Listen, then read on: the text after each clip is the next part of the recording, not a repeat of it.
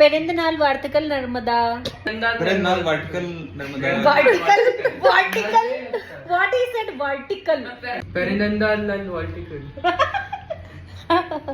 He said. Anyways, that is cute only.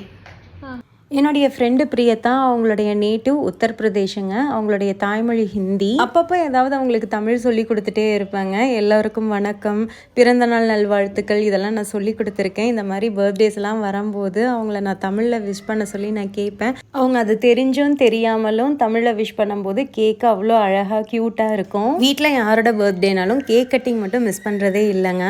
ஹஸ்பண்ட்க்கு இன்றைக்கி ஆஃபீஸில் ஒரு முக்கியமான வேலை இருக்கிறதுனால அவுட்டிங் எதுவுமே நாங்கள் பிளான் பண்ணல.